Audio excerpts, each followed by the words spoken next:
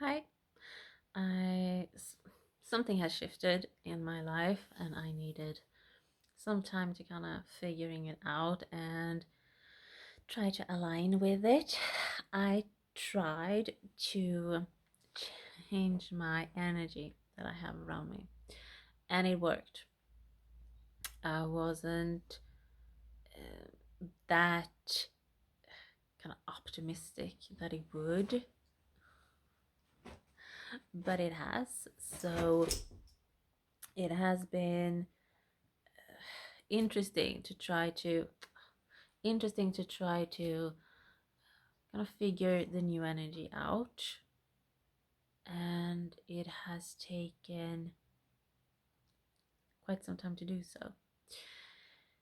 Energy shift is you can easily do it, but the work you need to do is quite serious. I have to say I wasn't prepared for it, especially when I changed the energy to something I'm not familiar with. It's a very saddened energy. It's about organization, it's about structure, it's about finding a routine that works. And you have to work really hard. The moment I did the energy shift, like the next thing, I was cleaning out my closet and I threw away pretty much everything. I have a few things left that are like okay.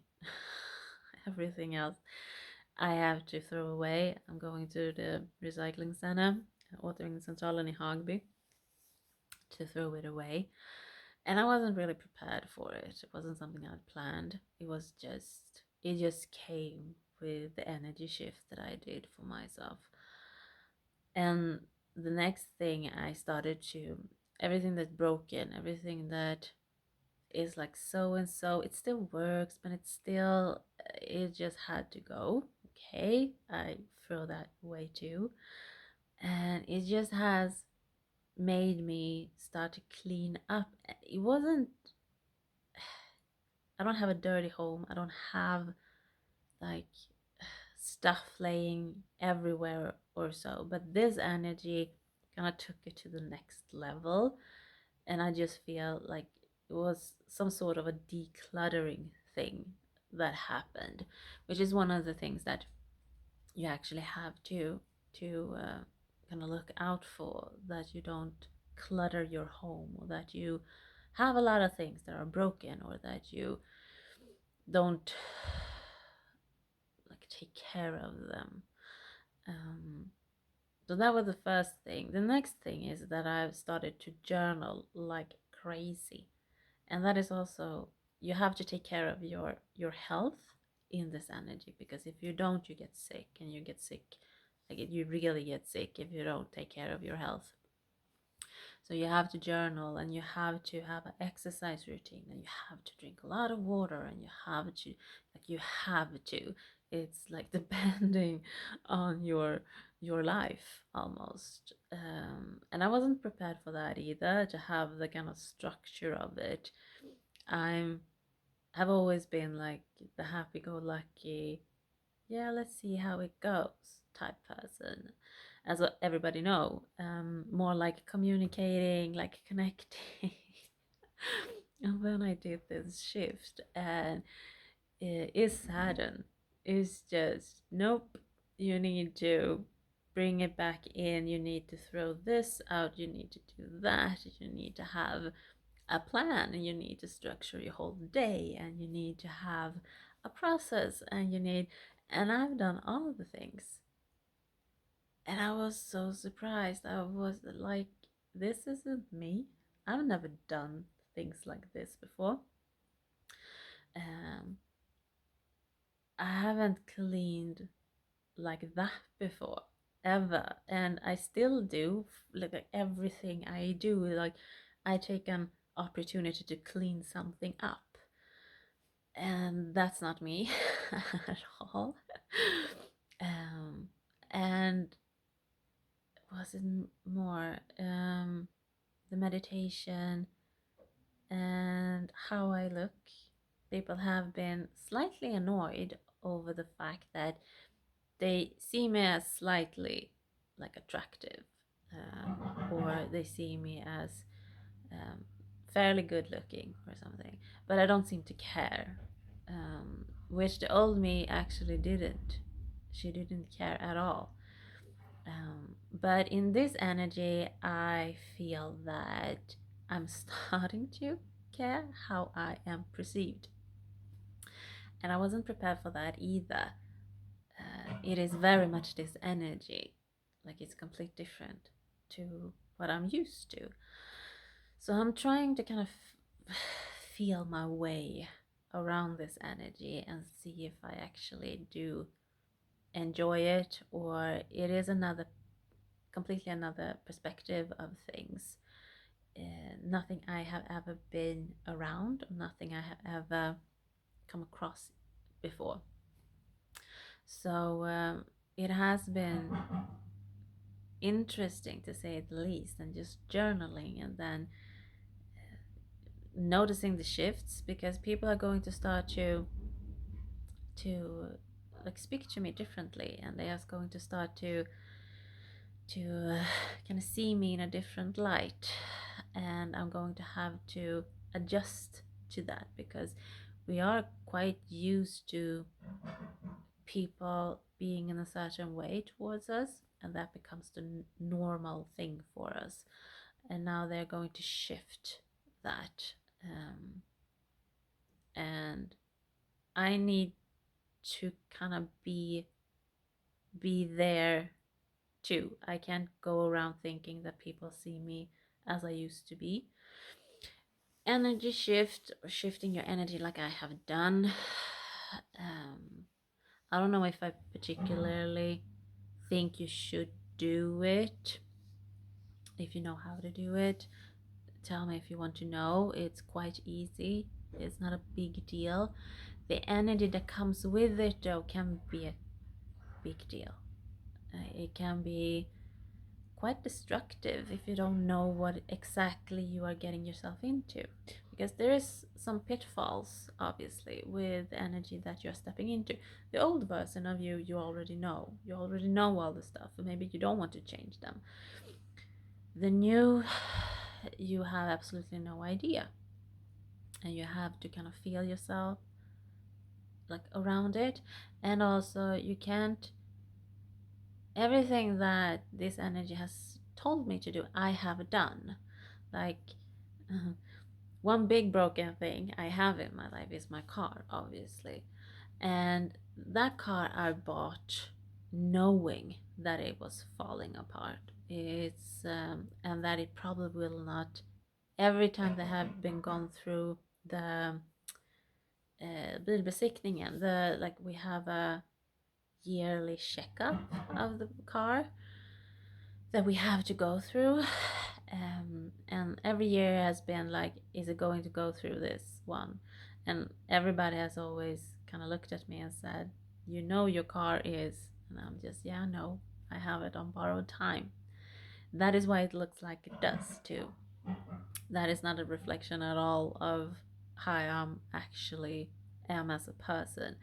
I knew when I moved here that I'm going to have to let this one go. So I don't do anything with it. And that is the next thing. I'm still trying to hold on to it. And people I'm speaking to are saying, like, yeah, no, it's really time to let that one go now. So I'm going to drive it as long as I can. And if a new car comes in, it doesn't have to be mine. But then it's just time to let this one go. What I have a really strong connection with my car, not this particular one, but in general. I had one with the Audi that I owned a few years ago, and it becomes like, I don't know, I'm so grateful for being able to drive. I love it, and it's such a freedom. And my Audi was such a headache and yet such a blessing. I love that car, but it broke down every month for me, and I'd spend more time at the garage being fixed by the guys than I had it at home. And I was really dependent on my car at that time. So, and it cost like a fortune every time. So I always give them a name, or I always, it is just emotional. It was like, it's, so I do have a really hard time kind of letting it go. It has done what it was supposed to do, and now it is just falling apart, and I know it is. So I have this little ritual that I'm going to do today actually before I go to the bakery, which I'm going to, I don't know what the clock is, but in the afternoon, which is a good time actually for me to go because it's it's people, but it's not like overflowing and noisy at all during like between 2 or 3 or something. So it's a good time for me to just sit there and try to kind of catch the energy of a number five. And that one works too, by the way. It's just for an hour, but I do get some creativity out of it. Um, it's not a lot, but it gives me something. So I might actually do this, continue to do this for a while at least. We'll see.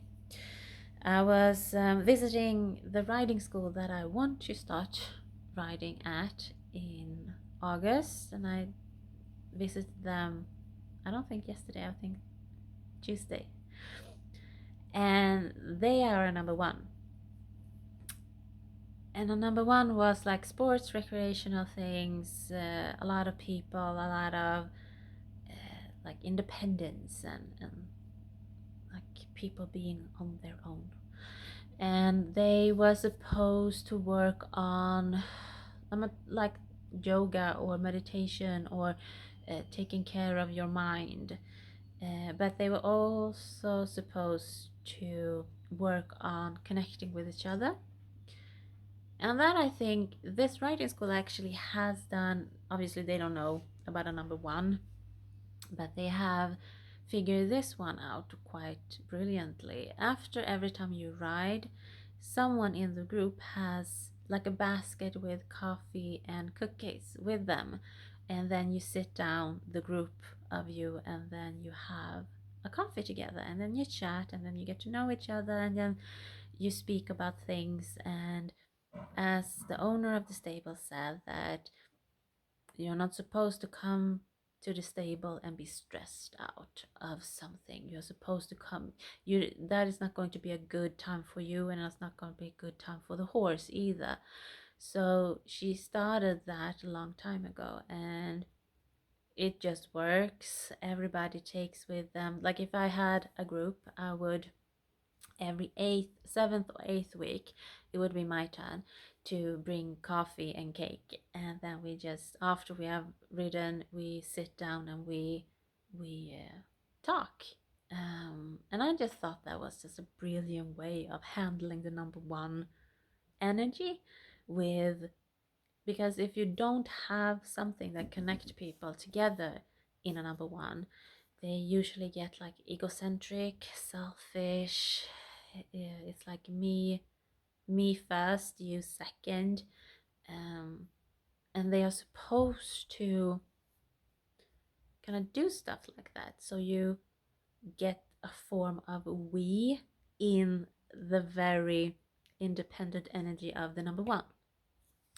So that I thought was brilliant. Really resonated with what I kind of see around that energy. And obviously, I couldn't see like interior or something. What I did notice were, they say that you're supposed to have big windows in a number one place, and these stables don't have. They have kind of small windows, and it's very cute stables, but very small windows. But it was quite tidy though, and everything was put in their place. And they have like everybody that comes and ride also kind of cleans up one of the stalls, one or two stalls, and they also, if I understood, like make hay, and they kind of help with the care of the horse, caregiving of the horse, which also what I've never heard that before. They usually have someone that does all the things, but here the people that come to ride does all the work too, but they only do one or two horses. Um, so that's also something like you have to take care of the thing that you're actually going to ride on, and I think that was brilliant too. I do hope that I get a spot. If it is this autumn or if it is next year, I don't know. She is fully booked, so someone needs to quit their group, and it has to kind of resonate with where I am, for it to work. But I did speak to some of the ladies that have been have been riding there for like 20 years, and I also spoke to the owner, and everybody was so kind, and I did like it. So we'll see if if I'm going to spend my autumn and winter there, or if it's going to be next year. Um, yeah, that was it. I think I this still hurts. I know people have been extremely surprised by it.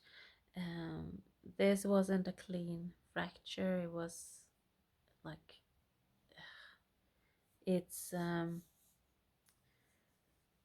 krossat. It's like crushed. So it's a lot of pieces that need to kind of heal and get stuck back in, like glued together.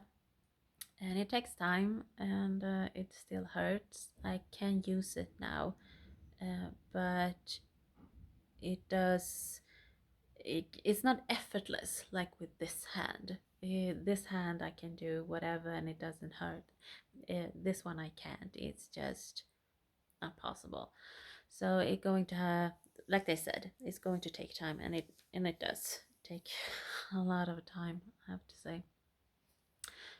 I am searching for a new job, and right now it's like assistant of some sort, and it's often part time, which is fine by me. I would have liked to have a job like that here, but I don't know if that is like a reality that is going to be coming true.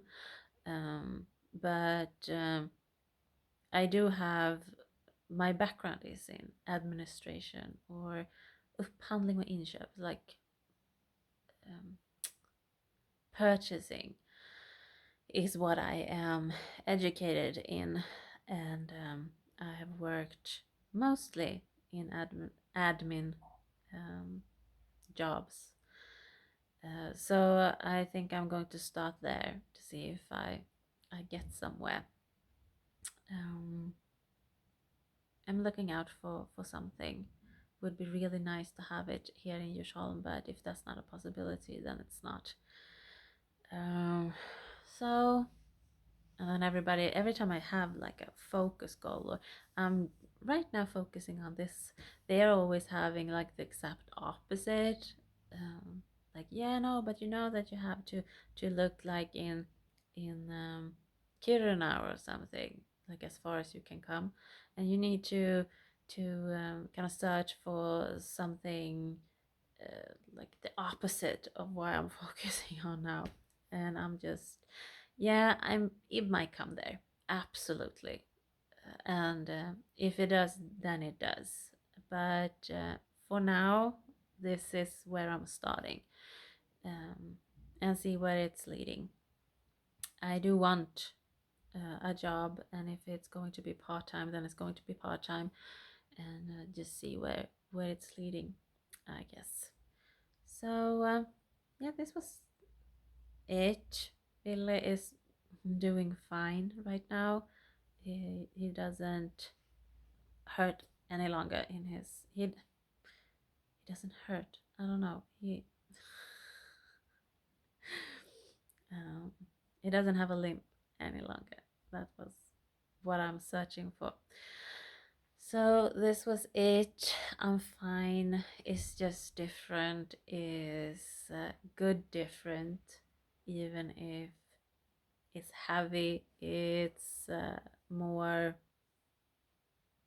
responsible, more yeah, than I used to be. So I hope you're well. Thank you for watching.